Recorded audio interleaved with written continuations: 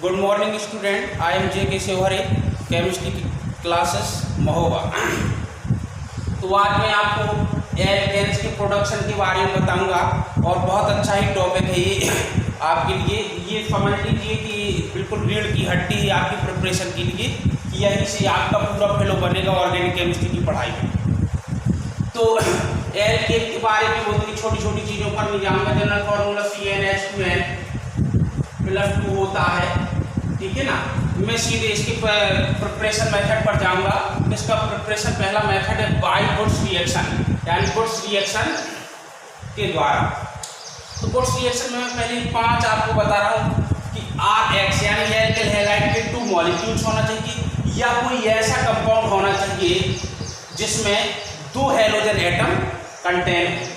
दूसरा इसका जो क्या है रिक्वायरमेंट में मोर एक्टिव मेटल होना चाहिए, सोडियम, पोटेशियम, सीजियम, जो बहुत ही आसानी से इलेक्ट्रॉन डोनेट कर सके।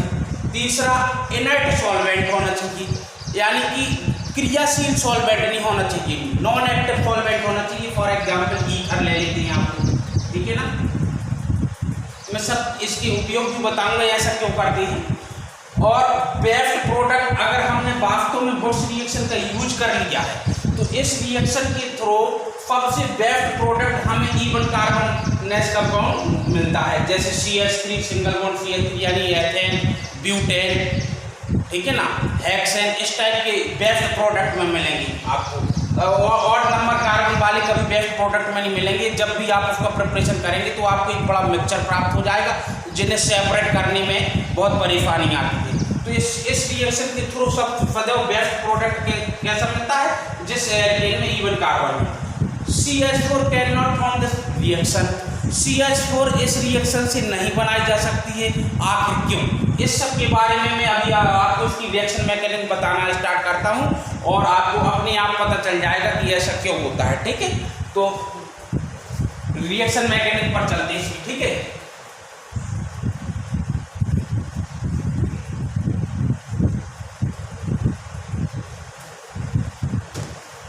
देखिए जरा, जैसे अपन ने एक एग्जाम्पल लिया RCH2X और Na, ये लिख दिया अपन ने ईथर।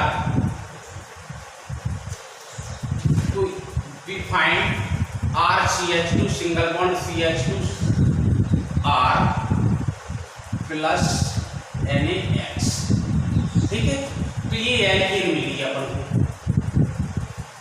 तो अब इसमें रोल क्या है देखें जरा। सबसे पहले जैसे RCH2 है, RCH2X, तो इसका हेटेरोलेटिक बॉन्ड फिजन होगा। हेटेरोलेटिक बॉन्ड फिजन होगा तो we find RCH2 positive plus X negative. Okay student, it is right, ठीक है ना। अच्छा, अब because sodium is a very active metal, so ये आसानी से इलेक्ट्रॉन डोनेट करेगी। Na-1 electron after reaction Na positive, या इसको ऐसे भी लिख सकते हो Na after reaction Na positive plus 1 electron. Okay, अच्छा, हमने ईथर क्यों लिया? ये पहली बात तो नॉन एक्टिव होता है और सॉल्वेंट में जो क्या होता है कि जब रिएक्शन का रेट होता है तो ये डिजोल्व हो जाता है, तो आसानी से रिएक्शन चलने लगती है। पहला एडवांटेज ये है। अगर हम एक्वस NaOH ले लेते तो ये NaOH तुरंत वाटर से रिएक्शन कर लेता और बना देता NaOH। ओके, तो फिर हमारा जो सोडियम मेटल डाला है तो इलेक्ट्रॉन डोनेट कौन करता? इसलिए हम इस रिएक्शन में सोडियम को लेंगे या पोटेशियम को लेंगे, उसके साथ सॉल्वेंट पदार्थ ऐसा यूज करते हैं जो कैसा हो, नॉन एक्टिव हो। जैसे DHF का भी यूज कर लेते हैं हम, ठीक है ना। तो ये मुझे लगता है कि क्लियर हो गया होगा सब। अच्छा, अब आगे रिएक्शन बढ़ती कैसे देखें। अब आप देखोगे कि it is cation, it is A9, तो ये तो आपस में रिएक्शन करके क्या बना लेंगे, NaX, यस और नो, ठीक है। अच्छा, बाकी क्या होता है, अब तुम देख रहे हो RCH2 पॉजिटिव इलेक्ट्रॉन डिफिशिएंट, तो इसको तो इलेक्ट्रॉन की जरूरत है ना, तो ये इलेक्ट्रॉन को गेन कर लेगा। जैसे इलेक्ट्रॉन गेन करेगा तो RCH2 फ्री रेडिकल बन जाएगा, यस और नो? फ्री रेडिकल कंप्लीट हो गया आपका। जब फ्री रेडिकल कंप्लीट हो गया तो जब आपने किसी पॉट में रिएक्शन कराई है तो करोड़ों मॉलिक्यूल्स उसमें होंगे। तो अब आप देखेंगे इधर देखना कि RCH2 पॉजिटिव, दूसरे RCH2 सॉरी ये फ्री रेडिकल, ये फ्री रेडिकल के पास जाएगा तो ये आपस में बॉन्ड बना लेंगे और क्या बन जाएगा after reaction RCH2 single bond CH2R। This is alkene. Okay, तो तुमने ये पाया कि ये रिएक्शन कैसे चलती है। फ्री रेडिकल का पहले इंटरमीडिएट के रूप में फॉर्मेशन होगा, फिर आगे बढ़ती है। अच्छा देखिए, अब अगर आप जो है इसमें थोड़ा सा टेक्निक देखना चाहें तो जहां हेलोजन जुड़ा होगा जिस कार्बन से, वो बॉन्ड ब्रेक कर दीजिए, उस पर फ्री रेडिकल बना दीजिए और आगे रिएक्शन को बढ़ा दीजिए। तो अब देखते हैं कि इसमें मैथेन क्यों नहीं बन सकती है। ठीक है ना, इसलिए आप यहाँ पर रिएक्शन मैकेनिज्म मुझे लगता है कंप्लीट होगी हो। देखें जरा, अब सबसे छोटा एल्केन तो तुम्हारा CH3 होता ना, ठीक है। ये सपोज दैट तुमने मैथिल ब्रोमाइड ले लिया, अब तुमने Na और ईथर डाल दिया। ओके, तो अब मैं बार बार रिएक्शन मैकेनिज्म सिखाऊंगा ना, तो तुम्हें पता है कि जब पूरा प्रोसेस होने वाला तो ये निश्चित टूटेगा और इधर फ्री रेडिकल बनवाएगा।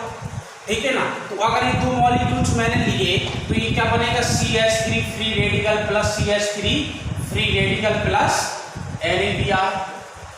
ओके, यस और नो? तो अब ये फ्री रेडिकल आपस में मिलेंगे और क्या बनाएंगे CH3 सिंगल बॉन्ड CH3। तो मुझे बताओ मेथिल ब्रोमाइड से छोटा एल्केन हैलाइड तो हो नहीं सकता, इसीलिए इस रिएक्शन के थ्रू हम लोग कभी मेथेन का प्रिपरेशन नहीं कर सकते। I hope it is clear all of you. ठीक है, अब दूसरी बात आती है कि यदि हम ये डिफरेंट टाइप की ले लें, एक मैंने ले लिया CH3Br, एक मैंने ले लिया एल्केन हैलाइड में CH3Br प्लस एक ले लिया मैंने C2H5Br और मैंने लगाया Na ether. Okay, so generally student इसको करता है कि सर इसका आंसर हो गया CH3 C2H5 और प्लस 2 NaBr। एब्सोल्युटली ये कंपाउंड उसमें बना होगा, बट इस रिएक्शन में और भी कंपाउंड बने होंगे। So this is not best product. देखें कैसे, देखना देख, अब इसका ये एक मॉलिक्यूल तो है नहीं है। तुम जानते हो कि अगर तुमने एक मोल ले लिया तो 6.022 × 10⁻23 इतने मॉलिक्यूल्स होंगे, तो ये करोड़ों मॉलिक्यूल्स हैं। तो अच्छा ये बताओ जरा इसका काम क्या है। ये बॉन्ड ब्रेकिंग होने के बाद ये बनाएगा CH3 फ्री रेडिकल प्लस ये बनाएगा बेटे C2H5 free radical. I hope this is clear. तो देखें जरा, अब जी हजारों होंगी, तो बताओ जरा ये आपस में सेम जुड़ सकता है। जब आप आपस में सेम जुड़ेगा तो बोलो जरा, इसके अलावा हमें एथेन मिलेगी।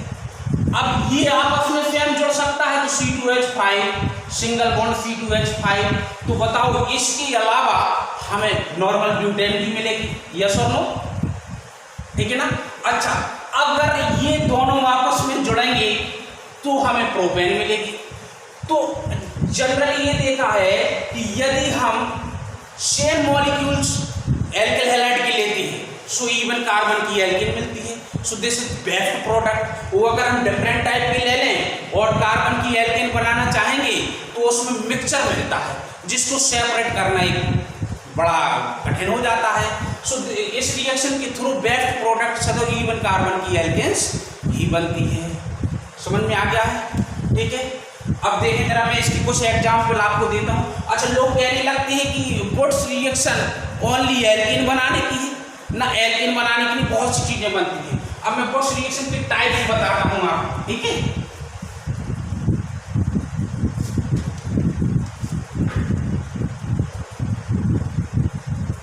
Type of Wurtz reaction,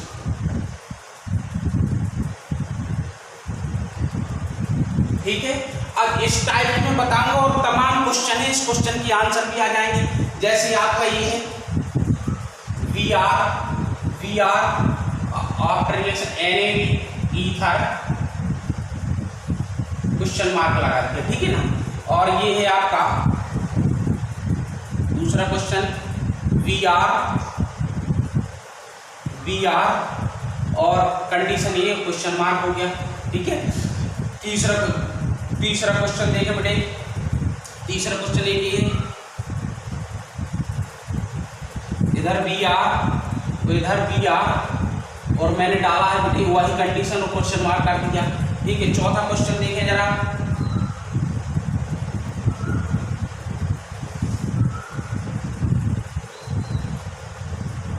B are